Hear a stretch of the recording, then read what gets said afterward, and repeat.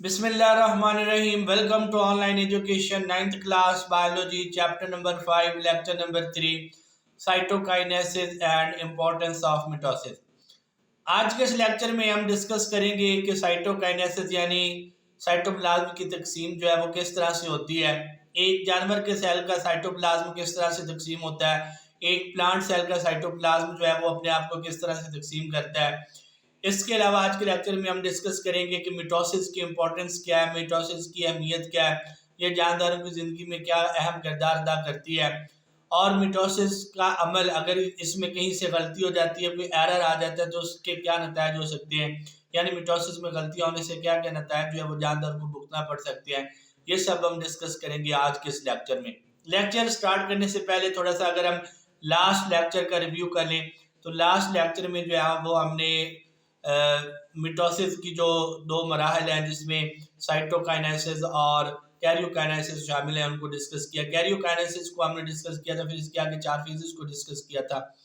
ऐसे वो तमाम स्टूडेंट्स और व्यूअर्स जो लास्ट लेक्चर को मिस कर चुके हैं, टॉप राइट में लिंक दिया जा रहा है, आप उस वहां से क्लिक करके जो लेक्चर जो है वो देख सकते हैं। उसके अलावा हमारा ये चैनल ऑनलाइन एजुकेशन सब्सक्राइब करें, प्रेस करें बेल आइकॉन को, ताकि आने वाली तमाम videos, lecture updates, jobs information और एडमिशन अपडेट्स आप तक आसानी से पहुंच सके। जानवर और प्लांट्स के सेल के अंदर साइटोकाइनेसिस का अमल जो है वो एक जैसा नहीं है, मुख्तलिफ है। जानवर के सेल की अगर हम बात करें तो साइटोकाइनेसिस का अमल जो है ये एक क्लीवेज फरो के जरिए से होता है। जहां मेटाफेज प्लेट हुआ करती थी वहां पर एक क्लीवेज फरो बनती है, एक झुर्री बनती है जिसको हम क्लीवेज फरो कहते हैं। ये झुर्री जो है मजीद गहरी होती जाती है और आखिरकार पेरेंट सेल को जो है वो 2 डॉटर सेल्स में तकसीम कर देती है। यानी कि जानवर के सेल के अंदर साइटोकाइनेसिस का अमल जो है वो क्लीवेज फरो के जरिए से होता है। मेटाफेज प्लेट की जगह पर जो है वो एक झुर्री बनती है, उस झुर्री को हम कहते हैं क्लीवेज फरो। ये क्लीवेज फरो जो है ये अंदर की जानिब जो है वो गहरी होती जाती है हत्ता कि ये एक पेरेंट सेल को 2 डॉटर सेल्स में तकसीम कर देती है। पौधे के सेल में साइटोकाइनेसिस का अमल जो है वो जानवर के सेल से बिल्कुल मुख्तलिफ होता है। गोल्जी अपरेटर से आने वाली छोटी छोटी थैलियां जिनको हम गोल्जी वेसिकल्स भी कहते हैं, ये सेल के दरमियान में इकट्ठी होकर एक डिस्क में, एक मेम्ब्रेन में लिपटी हुई डिस्क बना लेती है जिसको हम सेल प्लेट या फ्रेगमोप्लास्ट कहते हैं। ये सेल प्लेट जो है बाहर की तरफ बढ़ती रहती है और इसमें मजीद और वेसिकल्स जो है ना वो जम होते रहते हैं हत्ता कि सेल प्लेट की जो सेल प्लेट की जो मेम्ब्रेन है ये सेल मेम्ब्रेन्स के साथ जम हो जाती है और सेल प्लेट के अंदर का मवाद जो है वो सेल वाल के साथ मिल जाता है, जम हो जाता है। तो नतीजे में 2 डॉटर सेल्स बन जाती हैं और हर डॉटर सेल के पास अपनी सेल मेम्ब्रेन और अपनी सेल वाल होती है। यानी पौधे के सेल में साइटोकाइनेसिस का अमल जो है ये गोल्जी ऑपरेटर से आने वाली छोटी छोटी थैलियां जिनको हम गोल्जी वेसिकल्स कहते हैं उनके जरिए से होता है। ये थैलियां क्या करती हैं, सेल के बिल्कुल सेंटर में जमा होकर मेम्ब्रेन में लिपटी एक डिस्क बना देती हैं जिसको हम सेल प्लेट या फ्रेगमोप्लास्ट कहते हैं। ये सेल प्लेट जो है ये बाहर की तरफ बढ़ती रहती है और मजीद वेसिकल्स को अपने अंदर जम करती रहती है। आखिरकार जो सेल प्लेट की मेम्ब्रेन्स हैं ये सेल मेम्ब्रेन्स के साथ मिल जाती हैं, उसके साथ जम हो जाती हैं और सेल प्लेट के अंदर जितना भी मवाद होता है वो सारा का सारा सेल वाल के साथ मिल जाता है। तो यूं एक पेरेंट सेल जो है वो 2 डॉटर सेल्स में तकसीम हो जाता है जिसमें हर सेल के पास अपनी मेम्ब्रेन और अपनी सेल वाल होती है। यहाँ पर एक क्वेश्चन किया गया है कि जी न्यूक्लियस सिर्फ इंटरफेज के दौरान ही नजर आता है जबकि क्रोमोसोम सिर्फ सेल डिवीजन के दौरान ही दिखाई देती है, ऐसा क्यों होता है। इसमें हम जो है वो पहले क्वेश्चन पर गौर करते हैं कि न्यूक्लियस सिर्फ इंटरफेस के दौरान ही नजर आता है। तो उसकी वजह ये है कि सेल डिवीजन के दौरान जो है वो न्यूक्लियर मेम्ब्रेन टूट जाती है और न्यूक्लियस का जो स्ट्रक्चर है वो कायम नहीं रहता, डिस्टर्ब हो जाता है। इसकी वजह से जो है वो न्यूक्लियस को हमारे लिए देख नहीं सकते।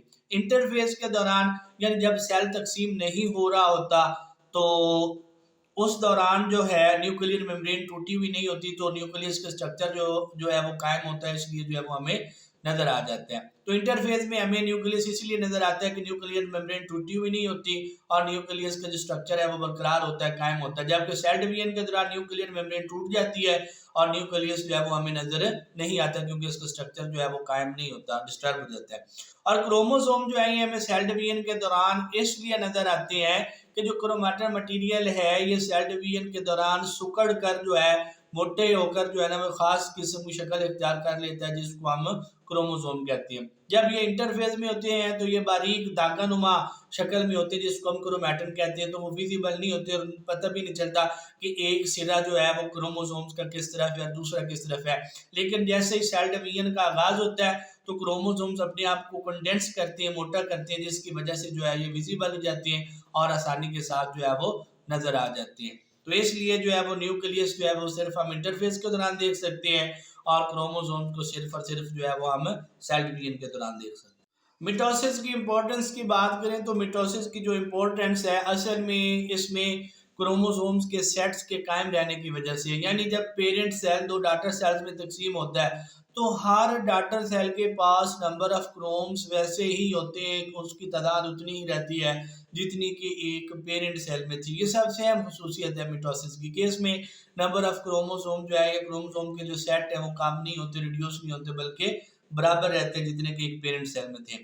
मिटोसिस जो है वो जानदारों की जिंदगी में किस तरह से अहम है, इसको वन बाय वन डिस्कस करते हैं। सबसे पहले हम देखते हैं जी डेवलपमेंट और ग्रोथ के हवाले से। जानदारों में सेल्स की जो तादाद है वो मिटोसिस के जरिए से बढ़ती है, यानी 1 से 2, 2 से 4, 4 से 8 यूं साइकिल चलता रहता है। यानी सेल जो है इनके बढ़ने का जो इन्हिसार है वो मिटोसिस पर है।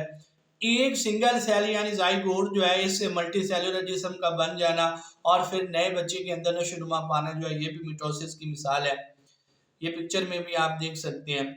इसके अलावा सेल्स की तब्दीली, जिस्म के कुछ हिस्सों मसलन जिल्द है या फिर डाइजेस्टिव नाली की बात करें तो इनसे हमेशा सेल्स जो है वो उतरते रहते हैं और इनकी जगह पर जो है वो नए सेल्स बनते रहते हैं। तो ये नए सेल्स का बनना जो है ये भी मिटोसिस के जरिए से होता है। नए सेल्स बिल्कुल वैसे ही होते हैं जैसा कि पहले अलग होने वाले सेल्स थे।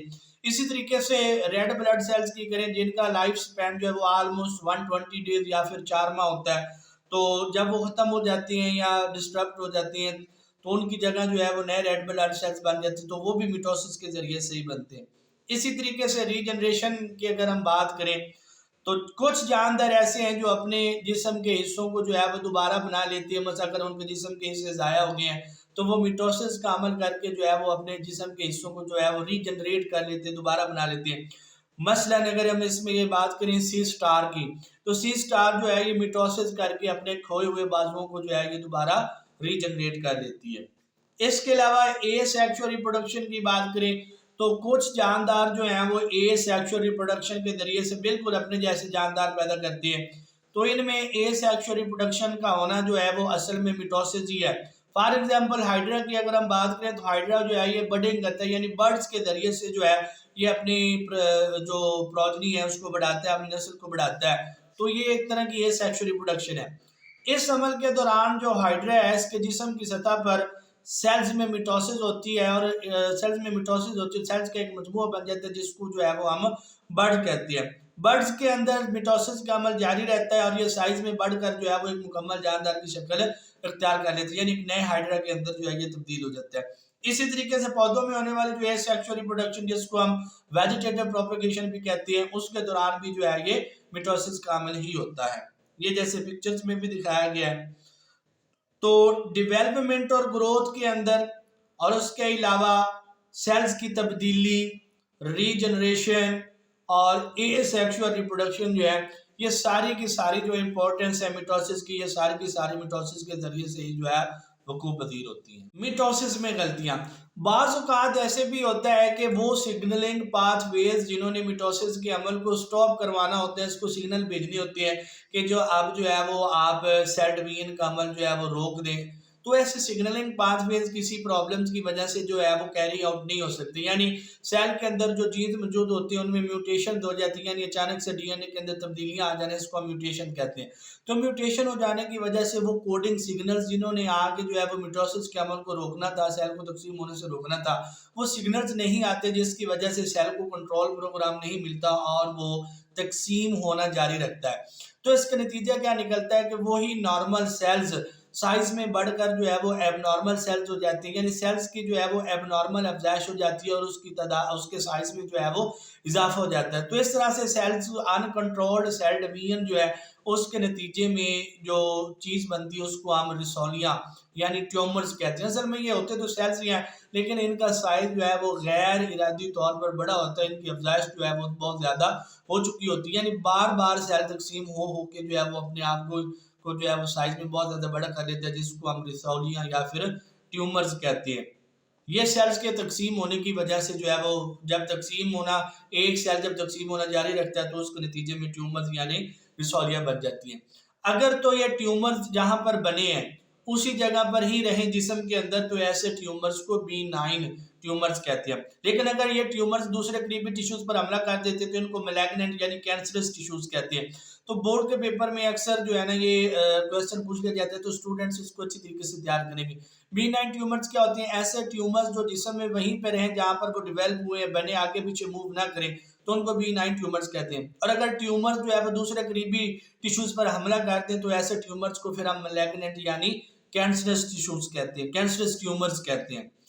ऐसे ट्यूमर्स जो है वो जिस्म के दूसरे हिस्सों में भी जो है वो कैंसर फैलाने का बायस बनते हैं, ट्यूमर्स फैलने का बायस बनते हैं। और इस सारे अमल को हम मेटास्टेसिस यानी बीमारी का फैलना कहते हैं। बीमारी के फैलने के अमल को जो है वो मेटास्टेसिस कहते हैं। यहाँ पर 3 अहम टर्में आई हैं जी, B9 ट्यूमर्स, मैलिग्नेंट यानी कैंसरस ट्यूमर्स और मेटास्टेसिस। B9 ट्यूमर्स क्या है कि अगर ट्यूमर्स जहां पर बने हैं वहीं पर है तो B9 है, और अगर दूसरे टिश्यूज पर हमला कर दें तो फिर मैलिग्नेंट यानी कैंसरस ट्यूमर्स हैं, और बीमारी फैलाने का जो अमल है ये मेटास्टेसिस है। हमारे इस चैनल ऑनलाइन एजुकेशन को सब्सक्राइब करें, लाइक कमेंट और शेयर करें, प्रेस करें बेल आइकॉन को, ताकि आने वाली तमाम लेक्चर की videos, jobs information, admission updates आप तक आसानी से पहुंचती रहें। शुक्रिया।